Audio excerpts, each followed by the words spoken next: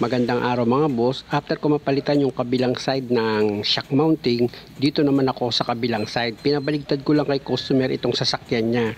Ayon nga kay customer, nagpapalit daw siya ng shock absorber. Nagulat siya kasi pati yung shock mounting, pinalitan na rin dahil hindi na daw yun tatagal. Pero kung papansinin nyo, itong ikinabit nila na bago, sira agad at hindi tumagal. Kaya nga ang ginawa ko mga boss, hinanap ko kay customer yung pinaglumaan niya. Ayan nga mga boss, ibinalik ko siya. Okay na okay pa yan, wala pa yung problema kasi original yan.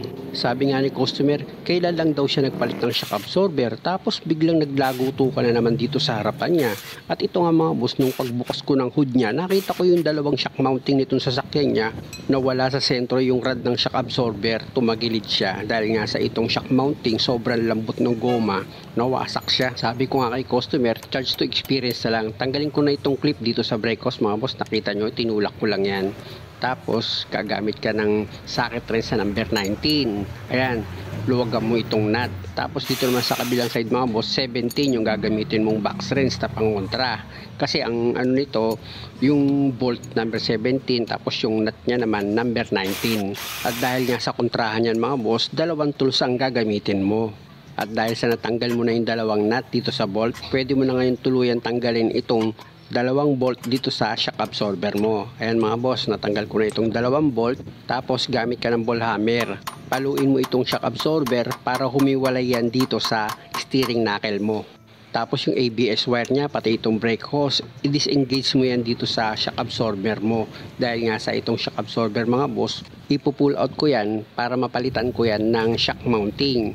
Tapos gumamit ako ng number 40 na box wrench mga boss para maluwagan ko yung tatlong nut dito sa shock mounting. Pag maluwag na yan mga boss, pwede mo nang kamayin yan para mas mabilis mong matanggal yung mga nut dito sa shock mounting. Ayan mga boss, kung makikita nyo, natanggal ko na itong tatlong nut dito sa shock mounting. Tapos balik ka ulit dito sa gilid ng sasakyan mo para ma-pull out mo na itong shock absorber. Ingatan nyo lang mga boss na itong brake hose, pati itong ABS wire nya, huwag sumabit dito sa shock absorber. Iiwas nyo siya para hindi kayo mahirapan sa pagtanggal nitong shock absorber. O di ba? Ganun lang naman kadali. Ito na mga boss, ipakita ko sa inyo itong shock mounting. Lumusot yung rod ng shock absorber dyan mga boss. Kung papansinin nyo yung gitna wasak yung goma niya dito sa gitna. Buti na lang kumalso yung rod kaya hindi siya dumiretso. Biro nyo mga boss, ang mahal ng bili ni customer dyan sa shock mounting na yan. Tapos saglit lang masira. Alam nyo, basic lang ang alam ko pero marunong naman akong tumingin ng piyesang sira.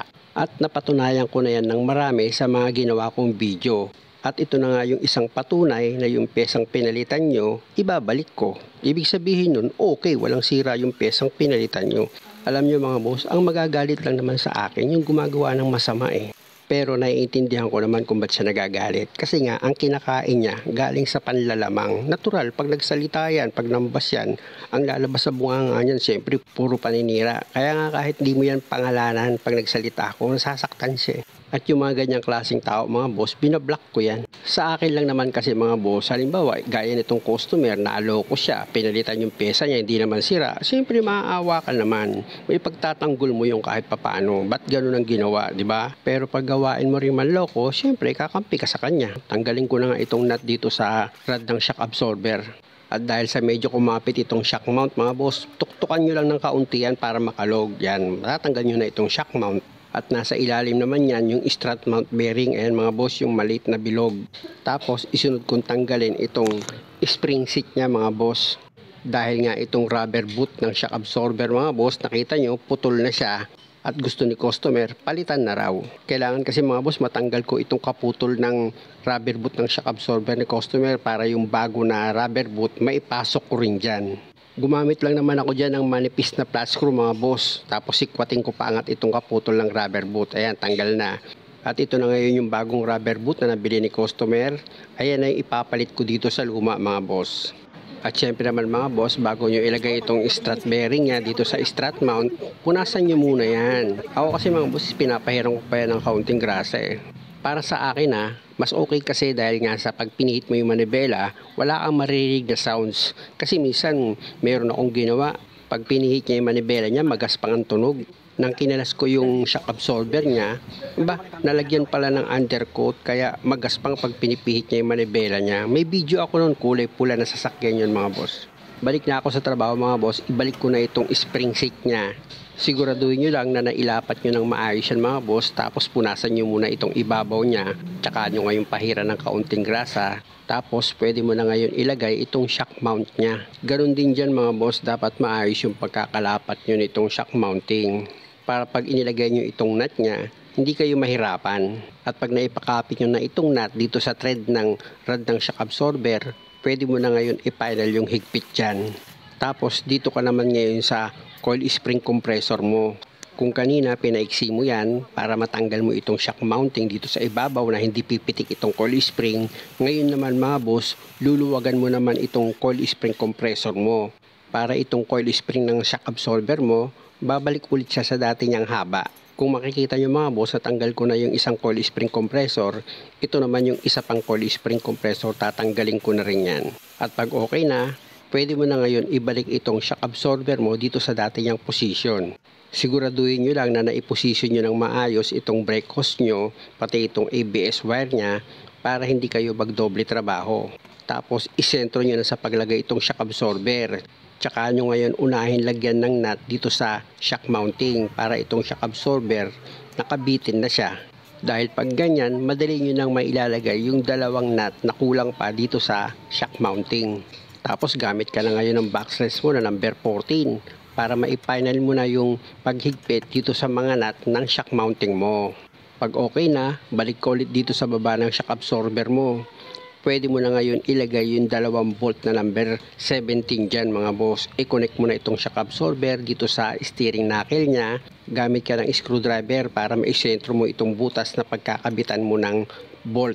Ayan mga boss, diba? Naikabit ko na yung isang bolt. Ito naman yung pangalawang bolt. Ipapasok ko na rin yan. Pag medyo masikip, uga-ugain nyo lang. Tapos, paluin nyo ng ball hammer para mas madali. Pag shoot na yan mga boss, ilagay nyo na yung dalawang nut, ipakapit nyo na yan dito sa thread ng bolt nyo. Tapos gamit ka na ngayon ng impact rest mo para ma-final mo na yung higpit dito sa bolt ng shock absorber mo at ng steering knuckle. At syempre naman mga boss, itong brake hose, importante na mailagay mo yan dito sa holder nya. Ilagay mo itong clip para itong brake hose hindi siya gagalaw-galaw. Ayan mga boss, pag okay na, ito namang ABS wire nya. Meron ka dyan pag-iipitan, itutulak mo lang yan mga boss. Ayan o, nakita nyo. Pag naitapat nyo lang, tulak nyo lang, maglalak na yun. At pag sigurado ka na wala ka nang nakalimutang higpitan mga boss, pwede mo na ngayon ilagay itong gulong mo. At siguraduhin mo naman yung mga nut nyan, nahigpitan mo siya ng maayos. Para sa bandang huli, hindi ka magkaroon ng aberya. Silipin natin itong shock mounting mga boss. Kung makikita nyo, luma yan. Ayan yung original ni customer. Ibinalik ko lang. Kabila yan mga boss, pinalitan ko ng shock mounting. Pero, gaya nga ng sinabi ko, ayan yung stock niya. Sige, rotis tayo. Saan tayo birthday dito? Kanan. Kita nyo mga boss, binalik ko yung luma na shock mounting. Pero wala kaming narinig na lagutok.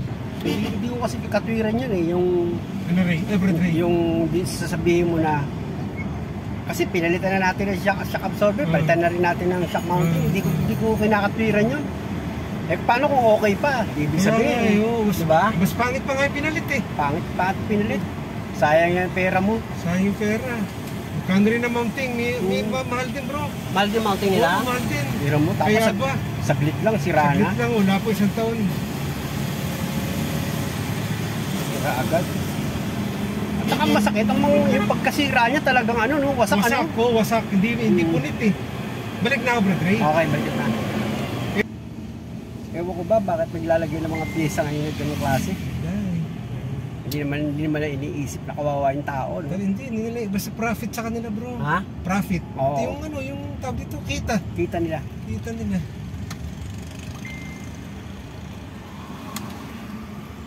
Tsaka hindi tested, yung pyesa, hindi tested. Wala pa isang taon yan. Oo. Wala pa. Siguro isang taon yan, baka kung hindi June, July. Ah, gano'n? Mga alam na buwan lang mahigit. Muli mga boss, maraming salamat sa panonood. Sana nakakuha kayo ng idea at kung maaari, huwag nyo naman sanang kalimutang mag-subscribe sa channel ko. Maraming salamat. Samantala yung original mo, ilang taon? 2013? 2013.